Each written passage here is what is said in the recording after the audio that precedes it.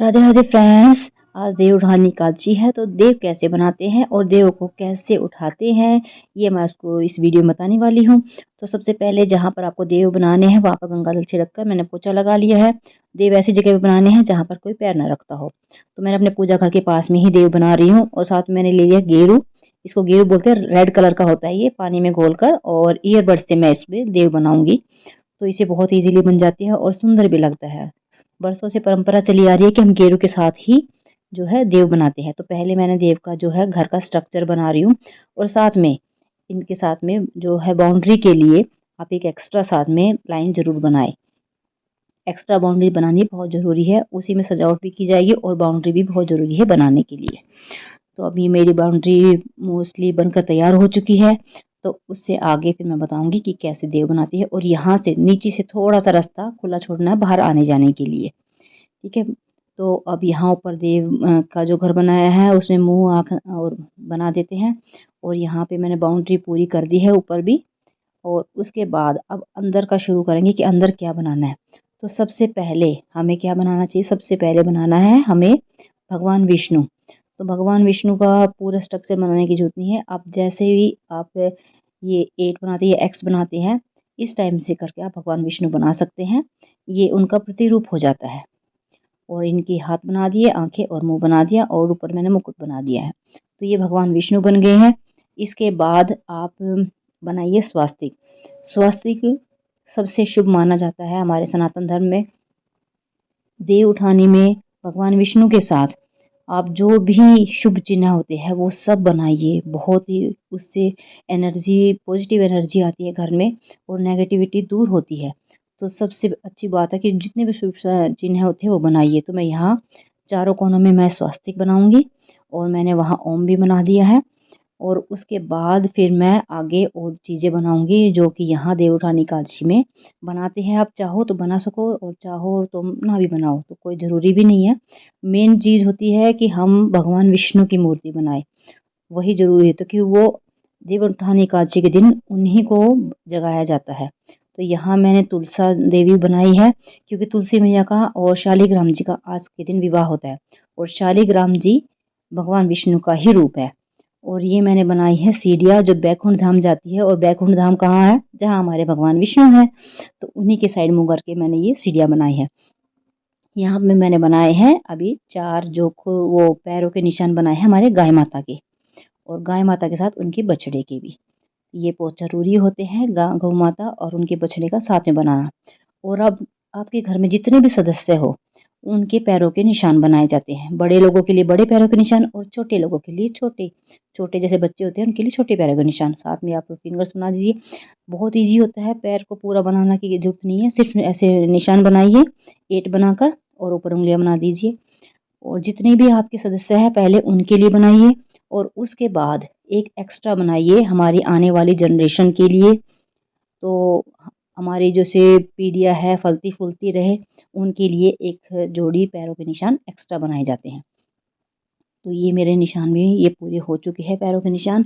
अब इसके अलावा मैं बनाऊंगी कमल का फूल, जिस पे भगवान जो माता लक्ष्मी होती है कमल के फूल पर विराजमान होती है। तो कमल का फूल उन्हें बहुत प्रिय होता है। तो आज के दिन मोस्टली भगवान विष्णु और माता लक्ष्मी की ही पूजा की जाती है। तो माता लक्ष्मी के का जो प्रिय है कमल का फूल, मैं वो बना रही हूँ।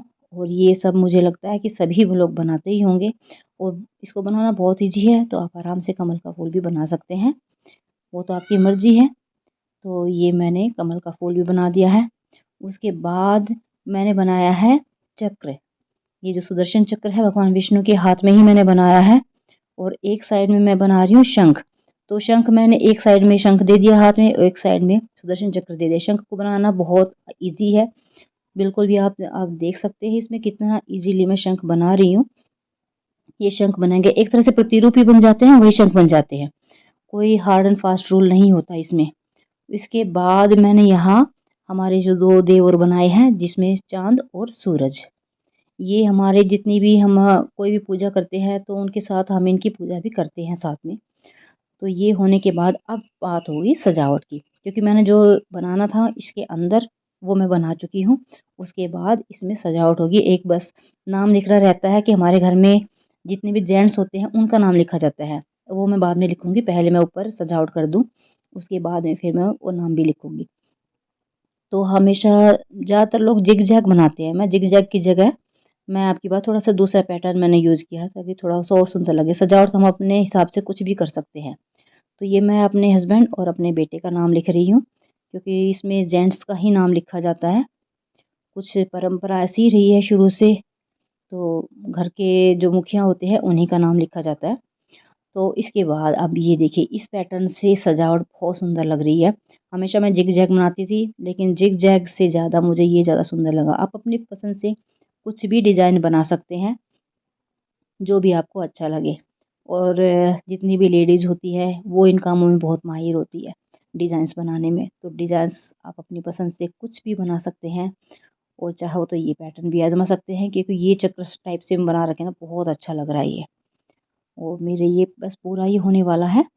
कंप्लीट होने के बाद अब मैं आपको दिखाऊँगी नीचे क्या बनाना है। नीचे एक और चीज़ बनेगी अभी, एक बनाना रह गया है अभी, जो सबसे नीचे बनेगा यहाँ से बाहर निकलने के बाद। अब ये देखिए कितना सुंदर लग रहा है। इसके बाद थोड़ा-सा आप चाहे तो सजावट कर सकते हैं इसमें। अभी जो बाहर की तरफ जो ये गेट बनाया हुआ है, इस पर भी मैंने ये ऐसे ही सेम पैटर्न को यूज़ किया है। बस एक लेफ्ट फेसिंग है और एक राइट फेसिंग है, जो पैटर्न मैंने यूज़ किया है। ये बाहर जाने का रास्ता बना दिया, और यहाँ पे मैं बना रही हूँ 7 चक्र, जो 7 लोग का प्रतिनिधि होते हैं, तो 7 चक्र मैं बना रही हूँ। और उसके बाद फिर आगे थोड़ा-सा और सजावट करूँगी इसमें। तो अभी इसको कंप्लीट कर लेते हैं पहले। 1 2 3 4 5 और 6 और ये 7। अब ये 7 चक्कर मेरे पूरे बन गए हैं। तो मोस्टली तो यही चीज़ें बनाते हैं। अब चाहे तो जो ये घर बनाया है इसके बाहर आप हाथ भी बना सकते हैं, मोस्टली लोग बनाते ही हैं। मैंने अब की बार नहीं बनाया, मैंने उसको अभी अब की बार अवॉइड किया है, कि मैंने प्रॉपर घर की जो है स्ट्रक्चर वही बनाया है। तो इस साल मैंने वो हाथ नहीं बनाए बाहर, क्योंकि मैं भगवान विष्णु का अंदर बना चुकी हूँ। ये देव का घर बनाया हुआ है मैंने। तो फ़िलहाल मैंने यहाँ बाहर थोड़ी सजावट की है, और सजावट के लिए जो पैटर्न मैंने पहले सजावट का यूज़ किया था, वही पैटर्न मैं सेम उसी को ही यूज़ कर रही हूँ। अब चारों कोनों में इस टाइप के पैटर्न से फ्लावर्स बनाने के बाद कितना सुंदर लग रहा है। अब इसके बाद इसमें क्या रखना है वो देखते हैं। यहाँ पर सबसे पहले मैंने मूली रखी है, क्योंकि मूली इस मौसम में आ जाती है, तो ये मौसमी सब्ज़ी हो गई। इस मौसम की ख़ास सब्ज़ी होती है ये।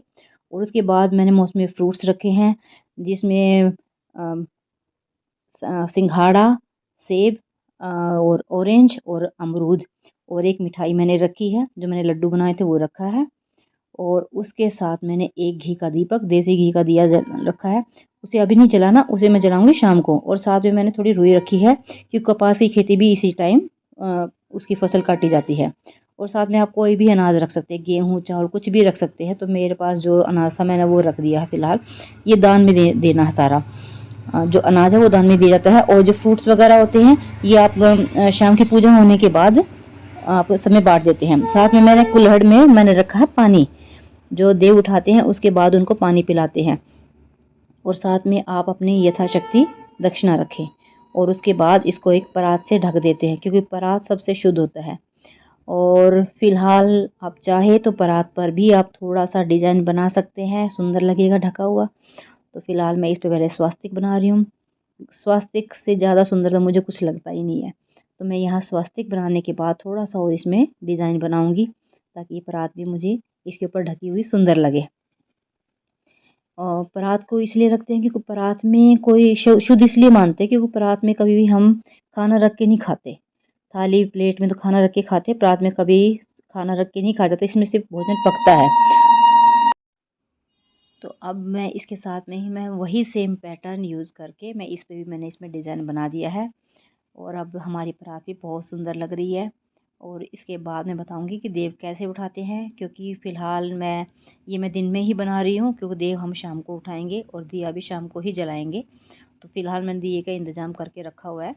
तो फ़िलहाल आप देखिए मेरी परात भी कितनी सुंदर लग रही है। मैं बताती हूँ शाम को दिया जलाने के बाद ऐसे करके, इस तरह से थपकी देकर उल्टी सीधी, और तब उठो देव जागो देव ऐसे करके जो गीत गाते हैं, आपके यहाँ जो भी गीत गाया जाता है, वो गीत गाने के बाद आप इसको परात को उठाते हैं।